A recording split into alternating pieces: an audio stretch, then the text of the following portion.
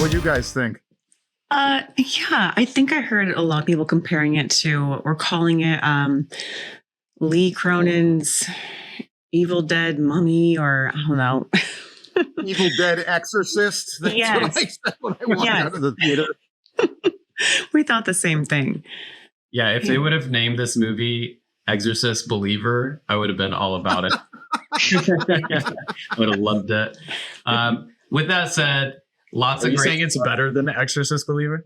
Yeah, it's like Lee Cronin has sort of found what he likes, and he really is going with that. And for some people, I think that's a big positive, and for some people, that's not a positive. However, I would say I really enjoyed this movie. I don't think that it's going to land in maybe like my top 10 of the year. We'll see what happens.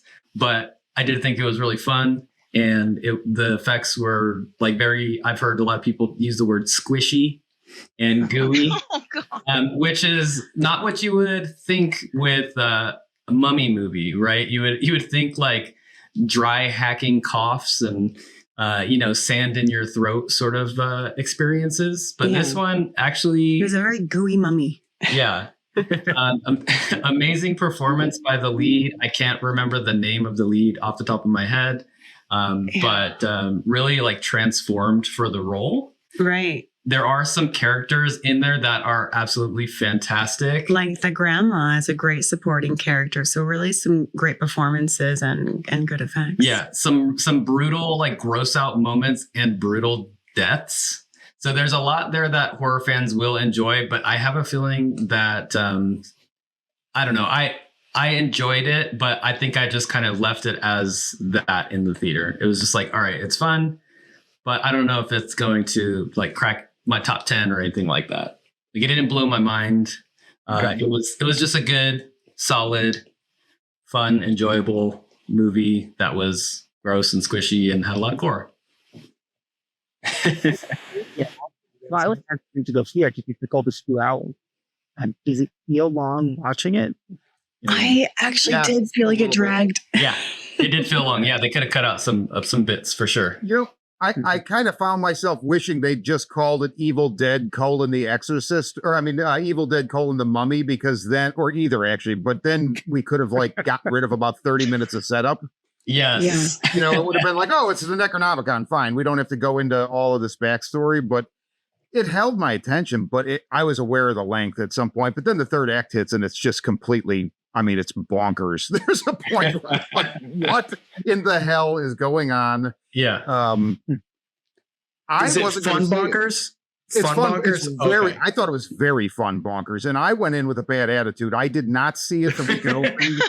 No, seriously, I saw the trailer so many goddamn times, and Lee Cronin, I feel really bad for him because I think he's really talented, and the last 2 movies were both almost ruined by the marketing. Evil Dead Rise, they beat that to death, and they used that mommies with the maggots thing that was just total cringe. Yes. And this one, it was it's fun to be dead grandma. Yes. Yes. It looks so bad. But I didn't see it. Misty and Anthony from our show saw it. We did a review. And then the next week, my boss, it was not like the biggest movie guy, but he's like, you got to see this movie. It's completely insane. Because he was expecting a mummy movie. And I wasn't. But so I was like, oh, I'll go so I could talk to him. And it didn't blow my mind either, but it's pretty damn bonkers, and I ended up really enjoying it. Again, I could have used it could have been a little shorter, but it was fun. Yeah, there's a scene with a wake, and we won't say whose it is. That's oh my gosh! I would say that's when it got my attention. As that scene, it was just so glib and cynical and cute. I love a healthy dose of cynicism. So it's so Evil Dead without action. It's almost like he took Evil Dead and made a caricature of it, and so it's like it feels Evil Dead, but I have a feeling like if you go back and watch the original Evil Dead, you'll be like, yeah, it's but it feels like what Evil Dead has become more than what the original Evil. Well, Dead yes, absolutely, and he's partly responsible for that. Yeah, too, exactly. But I do find that the further away from its original theatrical run we get from Evil Dead Rise, I like it more and more because the marketing effect is wore off. So I rewatched it the night after I watched The Mummy. I'm like, yeah, it's a few regrettable moments, but otherwise, and then I just watched his first flick, The Hole in the Ground, and it's a totally different kind of movie. It's very subdued, slow burn, creepy as hell. So he's pretty talented. That's what I'm saying. I feel like he just took what he thought maybe worked really well in Evil Dead Rise and just transferred it to this new movie. Yep. Yeah, fine tuning. Yeah, which is not a bad thing per se. And I definitely think that people should check it out. And I'm always a believer of you should see it in the movie for the best experience. But I understand, like with you, Tim, you have to drive quite a ways to get to your movie theater. So in that case, I think you'll be all right waiting for streaming. Okay. Yeah, it's a 40-minute trip, and then that's one way. Yeah. That's one way. I wish my local movie theater, because we have a cool, like normally in a small town, when you hear they have a movie theater, it might be like a one-room rundown place.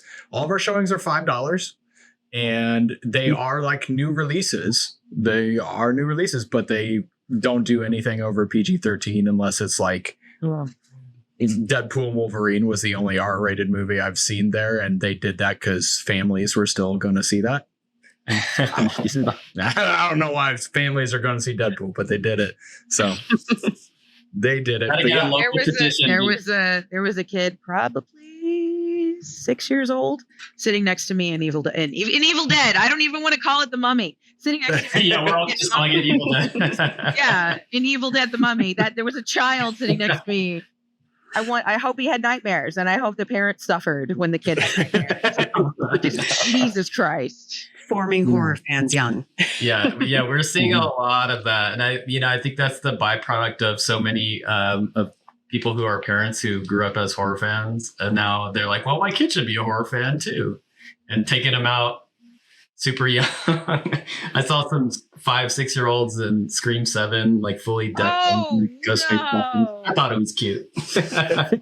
Yeah, they're no longer having to sneak to their friend's house to rent the video. Yeah, exactly. Yeah. When I saw Terrifier 3 the night it opened here in Clarksville, there was a dude that was sitting next to me in full art regalia, and his little girl, who couldn't have been more than 7, was dressed as the demon girl. Mm-hmm. And I'm just thinking, like, man, he's like, oh, she loves it. But at one point, I looked over at that little girl when there was some serious gore going on, and she looked like she was going to be traumatized for the rest of her life. I don't think she knew what she was getting into. So, I mean... Yeah, we have that experience. Our nephew, he's a huge fan of Chucky, and he has a life-size Chucky doll. He's pretty young. But I think he likes the idea of Chucky and not the actual movies and show. So like, he's over at our place visiting, and like, him and his family, they're staying over, and we got deemed the scary house because of all of the like horror stuff that we have. We had to turn around a lot of DVD covers, and these little tiny, they're cute. They're like Art the Clown, I don't know, plant vases. And we had to turn those around. I thought they were cute. We were just like, come on, we thought you were into horror. We thought you liked Chucky. But I think they like the idea of it. And when it gets too close, it's too much. Yeah. So, yeah.